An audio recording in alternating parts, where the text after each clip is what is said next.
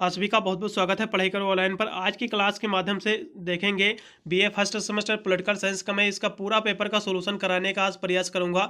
जिन विद्यार्थियों का आने वाले समय में एग्जाम है तो ये क्वेश्चन पेपर उनके लिए बहुत ही हेल्पफुल आपका साबित होगा। ये पूरा का पूरा मैं सॉल्यूशन एक इसके साथ में कराऊंगा जो आपकी यूनिवर्सिटी के लिए बहुत ही हेल्पफुल आपका साबित होगा।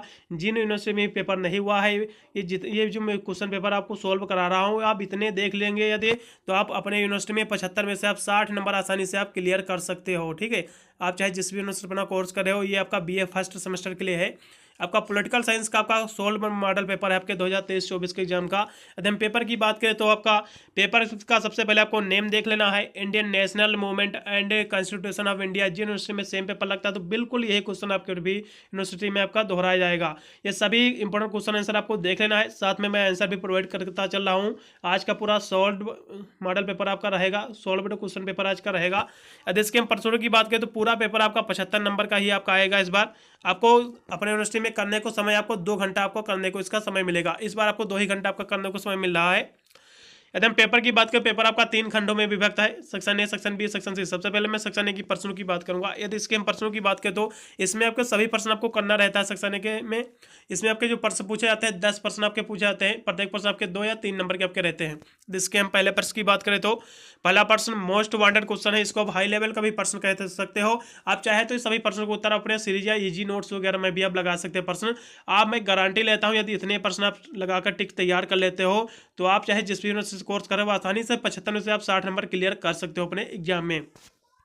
पहला प्रश्न बहुत ही मोस्ट वांटेड क्वेश्चन है, दिया हुआ है क्विट इंडिया मूवमेंट यानी भारत छोड़ो आंदोलन क्या होता है। बहुत ही महत्वपूर्ण प्रश्न के हिसाब से देखा जाए, भारत छोड़ो आंदोलन की यदि हम बात करें तो ये अंग्रेजों को भारत छोड़ने के लिए मजबूर करने के लिए महात्मा गांधी ने भारत छोड़ो आंदोलन शुरू किया और इस आंदोलन के दौरान भारतीय राष्ट्रीय कांग्रेस के कई सदस्यों को गिरफ्तार किया गया। यहाँ तक कि महात्मा गांधी और जवाहरलाल नेहरू जैसे बड़े नेताओं और कांग्रेस कमेटी के लगभग सभी सदस्यों को गिरफ्तार कर लिया गया। ये जो आंदोलन था 1942 ईस्वी में महात्मा गांधी द्वारा चलाया गया था। ठीक है, आशा करता हूँ समझ में आ गया होगा आपको। अगले प्रश्न को बढ़ेंगे। फिर आपका अगला प्रश्न आपका दिया हुआ है 2 नंबर क्वेश्चन आपका 1935 के भारत शासन अधिनियम की मुख्य विशेषताएं आपको देखना है। बहुत ही महत्वपूर्ण प्रश्न के हिसाब से देखा जाए, यदि इसकी हम विशेषताओं की यदि हम बात करें तो इसकी विशेषताएं निम्नलिखित है। यदि हम इसकी पहली विशेषता की बात करें तो अखिल भारतीय संघ इसकी पहली विशेषता है। दूसरी विशेषता इसकी है शक्तियों का विभाजन और संघीय न्यायालय, केंद्र एवं वैध शासन प्रणाली। ये सभी इसकी जो है विशेषताएं हैं, आपको लिख देना है। बहुत ही महत्वपूर्ण हिसाब से देखा जाए तो ठीक है, इतनी आपको विशेषताएं आपको लिख देना है। फिर अगले प्रश्न की ओर बढ़ेंगे, इसका भी उत्तर बताने का प्रयास करेंगे जो कि आपका तीसरा क्वेश्चन दिया हुआ है, राइट ऑफ कॉन्स्टिट्यूशनल रेमेडीज यानी संवैधानिक उपचारों का क्या अधिकार होता है, इसके बारे में भी देखेंगे। यदि हम संवैधानिक उपचारों के अधिकार की यदि हम बात करें तो ये जो अधिकार है भारत में वह अधिकार जो कहता है कि यदि कोई व्यक्ति अपने मौलिक अधिकारों की रक्षा करना चाहता है तो वह व्यक्ति सर्वोच्च न्यायालय में जा सकता है। बहुत ही महत्वपूर्ण प्रश्न, इसके बारे में आपको देख लेना है। दोबारा इसका आप उत्तर सुन लीजिए।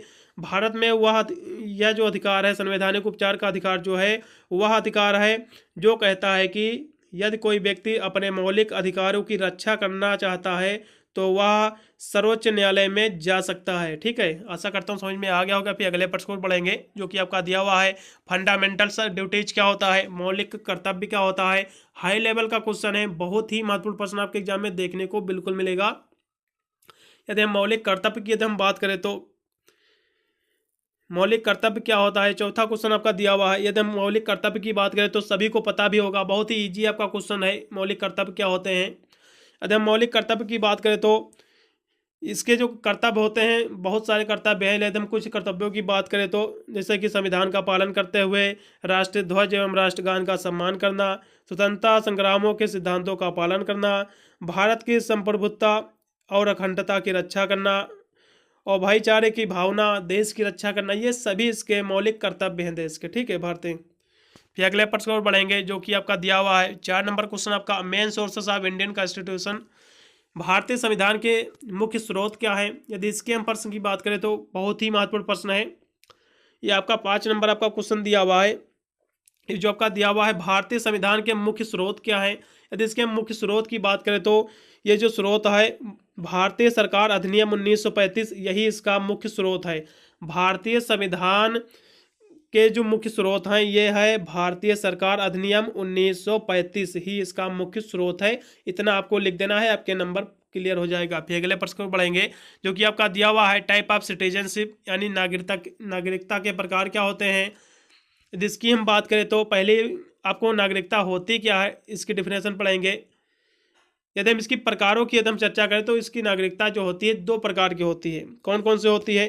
पहली होती है प्राकृतिक जन्म नागरिकता और दूसरी होती है स्वाभाविक नागरिकता। यदि हम प्राकृतिक जन्म नागरिकता की बात करें तो प्राकृतिक जन्म नागरिकता वह होती है जो अपने ही किसी राज्य के नागरिक होते हैं, यानी अपने ही राज्य के किसी नागरिक होते हैं, एक रक्त वाले। ठीक है। यदि हम यदि इसके हम प्रकार की बात करें तो दूसरा होता है, पहला होता है प्राकृतिक जन्म नागरिकता, दूसरा होता है स्वाभाविक नागरिकता। यदि हम स्वाभाविक नागरिकता की यदि हम बात करें तो वह यानी स्वाभाविक नागरिक वे होते हैं, वे विदेशी नागरिक होते हैं जिन्हें संबंधित देश द्वारा निर्धारित कुछ शर्तों को पूरा करने के लिए देश की नागरिकता प्रदान की जाती है, जैसे कि वीज़ा वगैरह हो गया। यही आपकी नागरिकता कहलाती है। किसी देश में जाकर आप रहने के लिए जो वीज़ा आपका होता है वही आपका होती है आपका स्वाभाविक नागरिकता। ठीक है। अगले प्रश्न को बात करेंगे जो कि आपका दिया हुआ है right of freedom. Most important question है, हाई लेवल का क्वेश्चन है। इसके बारे में भी हम चर्चा करेंगे कि राइट का यानी आप फ्रीडम होता क्या है, स्वतंत्रता का अधिकार होता क्या है। बहुत ही महत्वपूर्ण प्रश्न है। देखिए स्वतंत्रता का अधिकार जैसा कि आपका इसके शब्दों से ही पता चल जाता है कि स्वतंत्रता का अधिकार यानी व्यक्ति को अपने राज्य में के हस्तक्षेप के बिना यानी स्वतंत्र रूप से रहने का, जैसे काम करने का अधिकार है, वही आपको स्वतंत्रता का अधिकार कहलाता है। ये तो साधारण सा शब्द है, प्रश्न इसको आप सभी लोग लिख सकते हो, राइट ऑफ फ्रीडम। अगले प्रश्न को बढ़ेंगे जो कि आपका दिया हुआ है 8 नंबर क्वेश्चन आपका इक्वालिटी बिफोर लॉ, यानी विधि के समक्ष समानता क्या होती है, इसके बारे में भी देखेंगे। विधि के समक्ष समानता क्या होती है। यदि इसकी हम बात करें तो सभी व्यक्ति समान रूप से देश के अंतर्गत सभी न्यायालय द्वारा प्रशासित कानून के अधीन है और कोई भी व्यक्ति कानून के ऊपर नहीं है, इसलिए विधि का शासन सुनिश्चित करता है। ठीक है, इतना आपको लिख देना है। बहुत ही हाई लेवल का क्वेश्चन है। अगले प्रश्न को बढ़ेंगे जो कि आपका दिया हुआ है 9 नंबर क्वेश्चन। उससे पहले मैं आपको बता दे रहा हूँ, मैं आपके बीए फर्स्ट सेमेस्टर के मैंने आपके सभी मॉडल पेपर सॉल्व करा दिया है, क्वेश्चन पेपर सॉल्व करा दिया है और इंपॉर्टेंट क्वेश्चन आंसर का भी वीडियो ऑलरेडी प्रोवाइड कर चुका हूँ। सभी वीडियो को प्ले लिस्ट में मिल जाएंगे, आप जाकर वॉच कर सकते हैं। और जो विद्यार्थी चैनल पर फर्स्ट टाइम विजिट कर रहे हैं, वीडियो को लाइक करके चैनल को भी सब्सक्राइब कर लेना, क्योंकि मैं इस चैनल पर बीए की ऑल सेमेस्टर की एग्जाम की तैयारी कराता हूँ, जिसकी वजह से अपन एग्जाम में वे अच्छे मार्क्स ऑब्टेन कर सकते हैं। यदि हम इसके 9 नंबर क्वेश्चन की बात करें तो article related to president emergency powers, यानी राष्ट्रपति की आपातकालीन शक्तियों से संबंधित अनुच्छेद।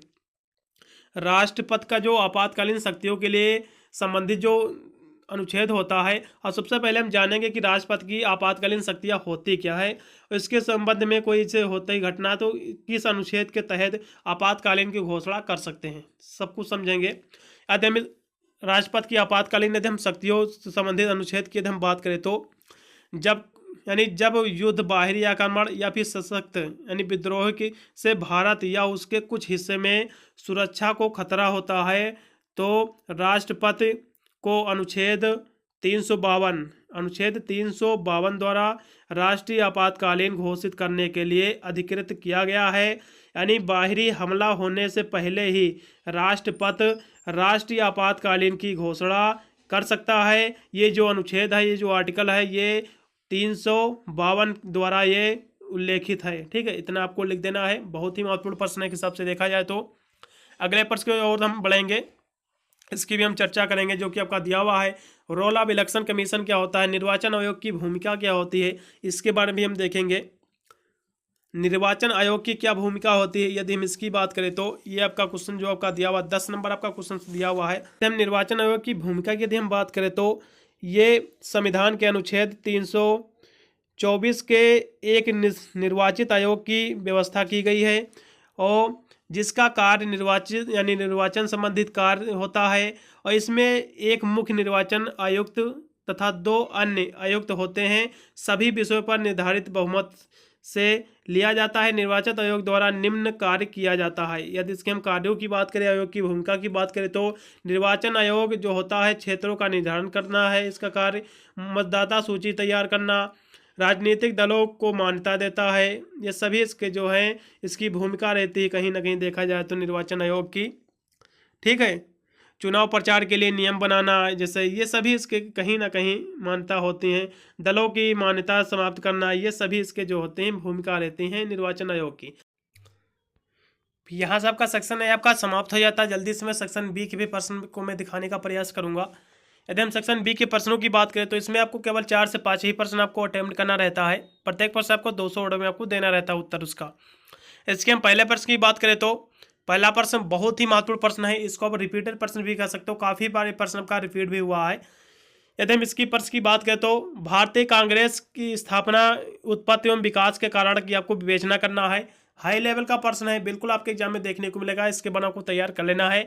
आपके पास सीरीज या फिर इजी नोट्स वगैरह होगा। अब इस सभी प्रश्नों को आप उत्तर यानी टिक भी लगा सकते हैं, उस तरह भी आप तैयार कर सकते हैं। ठीक है, ये सभी प्रश्न आपके लॉन्ग के प्रश्न हैं, इनको तो आपको बिल्कुल तैयार ही करना पड़ेगा। फिर अगले प्रश्न को बढ़ेंगे जो कि आपका दिया हुआ 3 नंबर इसमें आपका प्रश्न दिया हुआ है। स्वदेशी आंदोलन की महत्व की आपको विवेचना करना है। डिस्कस द इंपॉर्टेंस ऑफ स्वदेशी मूवमेंट। स्वदेशी आंदोलन की महत्व की आपको विवेचना करना है। बहुत ही आपका महत्वपूर्ण प्रश्न है, इसके बारे में भी आपको तैयार कर लेना है। फिर अगला प्रश्न आपका यहाँ से दिया हुआ है 4 नंबर क्वेश्चन आपका, भारतीय संविधान की विशेषताएं क्या होती है, इसकी विशेषता आपको देख लेना है। फिर अगला पर आपका इसमें आपका 5 नंबर क्वेश्चन दिया हुआ है, राज्य के नीति निर्देशक तत्व जो होते हैं, सिद्धांत तत्व, ये आपको देख लेना है। हाई लेवल का क्वेश्चन है, बिल्कुल आपके एग्जाम में प्रश्न आपको देखने को मिलेगा। ठीक है, फिर अगले प्रश्न की ओर बढ़ेंगे जो कि आपका 6 नंबर दिया हुआ है, लोकसभा की विधायी शक्तियों की आपको व्याख्या करना है। हाई लेवल का क्वेश्चन ये भी आपको तैयार कर लेना है, मोस्ट वांटेड आपका क्वेश्चन सही है।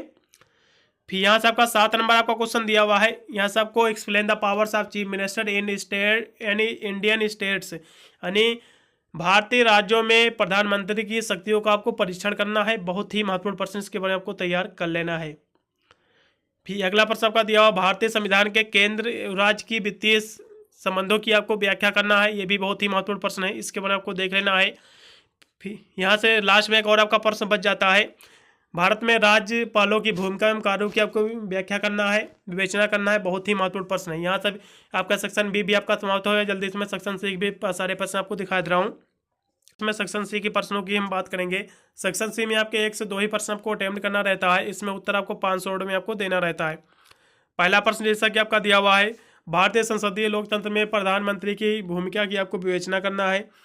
बहुत ही महत्वपूर्ण प्रश्न आपका बन जाता है, ये आपको तैयार कर लेना है। ये बिल्कुल आपके एग्जाम में देखने को मिलेगा। बहुत ही इसको मोस्ट वांटेड क्वेश्चन भी आप कह सकते हो। ठीक है, इसके बारे में आपको तैयार कर लेना है, इसकी क्या भूमिका होती है प्रधानमंत्री की, आपको देख लेना है। फिर अगला प्रश्न आपका दिया हुआ है जो कि 11 नंबर आपका, भारतीय संविधान की प्रस्तावना का क्या महत्व है। बहुत ही महत्वपूर्ण प्रश्न के हिसाब से देखा जाए, यदि भारतीय संविधान की हम प्रस्तावना की हम बात करें तो बहुत ही महत्वपूर्ण प्रश्न है। इसके बारे में हम बताते चलेंगे कि भारतीय संविधान की प्रस्तावना क्या है। ठीक है, इसकी हम प्रस्तावना की बात करें तो भारतीय संविधान की एक प्रस्तावना है कि जिसमें कहा गया है कि भारत एक लोकतंत्र, गणतंत्र, संप्रभु, समाजवादी एवं धर्मनिरपेक्ष राज्य है और समाजवादी एवं धर्मनिरपेक्षता को 1976 से में यानी 42वें संवैधानिक संशोधन से जोड़ा गया है। अर्थात भारत में जनता द्वारा चुनी गई सरकार होगी और राष्ट्रपति एक निश्चित अवधि के लिए होगा और आंतरिक एवं बाह्य मामलों में भारत स्वतंत्र होगा और सभी के साथ समानता व्यवहार और धार्मिक स्वतंत्रता होगी। ठीक है, ये इसकी प्रस्तावना है। आशा करता हूँ समझ में आ गया होगा। ये आपको बिल्कुल तैयार कर लेना है, most wanted question, high level का क्वेश्चन है। अगले प्रश्न को बढ़ेंगे। 12 नंबर आपका क्वेश्चन दिया हुआ है, भारतीय संविधान में वर्णित मौलिक अधिकारों की आपको व्याख्या करना है। एक हिसाब से देखा जाए प्रश्न बहुत ही महत्वपूर्ण प्रश्न बन जाता है। मौलिक अधिकारों की यदि हम बात करें तो कहीं ना कहीं प्रश्न बहुत ही महत्वपूर्ण प्रश्न आपका बन जाता है। ठीक है, यदि इसके हम प्रश्नों की बात करें तो ये जो प्रश्न है, यदि मौलिक अधिकार कौन कौन से हैं इसकी यदि हम बात करें तो जैसे कि आपका पहला अधिकार हो गया। ठीक है, ये जो मौलिक अधिकार है किस अनुच्छेद में लिखे हैं इसको भी हम बताते चलेंगे। ये जो है भारतीय संविधान के भाग 3 में अनुच्छेद 14 से 35 तक नागरिकों को 6 मौलिक अधिकार दिए गए हैं। 6 मौलिक अधिकार हैं, ठीक है। कितने मौलिक अधिकार हैं? 6 हैं। यदि पहले की हम अधिकार की बात करें तो समानता का अधिकार पहला इसका अधिकार हो गया। दूसरा है स्वतंत्रता का अधिकार। तीसरा है शोषण के विरुद्ध अधिकार। चौथा है स्वतंत्रता यानी धार्मिक स्वतंत्रता का अधिकार। पांचवा है संस्कृत एवं शिक्षा संबंधी अधिकार। और छठा है आपका संवैधानिक उपचारों का अधिकार। 6 आपके संविधान के मौलिक अधिकार हैं, ठीक है। सभी मैंने आपको बता दिया है, इसी तरह आपको लिखना है। सभी की हेडिंग छोड़ छोड़ के आपको इसके अंतर्गत जब लिखोगे, जैसे कि मैंने पहले बोला कि समानता का अधिकार, तो इसके अंतर्गत समानता का अधिकार होता क्या है। इसके बाद स्वतंत्रता का अधिकार, ये सभी आपको लिखना पड़ेगा लॉन्ग में जब भी प्रश्न आपका पूछा जाएगा, ठीक है। अगले प्रश्न की ओर बढ़ेंगे, जो कि आपका दिया हुआ है लास्ट में क्वेश्चन 13 नंबर। सर्वोच्च न्यायालय के कार्य एवं शक्तियों की आपको व्याख्या करना यानी विवेचना करना है। हाई लेवल का क्वेश्चन है, इसको भी देख लेना है आपको। बहुत ही महत्वपूर्ण प्रश्न, बिल्कुल आपके एग्जाम में प्रश्न आपको देखने को मिलेगा। इसके बारे में आपको तैयार कर लेना है, ठीक है। यानी सर्वोच्च न्यायालय की शक्तियों एवं इसका शक्तियों की यहाँ सबको यानी इसकी विवेचना करना है। शक्तियों की इसकी शक्तियाँ कौन सी होती हैं, ठीक है। इसके बारे में आपको देख लेना है एक बार। सभी मैंने आपको क्वेश्चन मैंने आपको दिखा दिया है, बहुत ही महत्वपूर्ण है सभी के सभी, ठीक है। ये आपको देख लेना है। सभी अब जो क्वेश्चन मैंने आपको नहीं कराए हैं सॉल्व, इनको आप इजी नोट्स वगैरह में आप टिक लगा कर इसको भी आप तैयार कर लेना है। इस वीडियो पर दोस्तों पर भी शेयर कर देना, क्योंकि ये पूरा क्वेश्चन पेपर के आप प्रश्न तैयार करके अपने एग्जाम में अच्छे मार्क्स ऑब्टेन कर सकते हैं। वीडियो अच्छा लगा हो तो वीडियो को दोस्तों पर भी शेयर कर देना। मिलता हूँ इन वीडियो के लिए, तब तक सभी को thank you watching this video.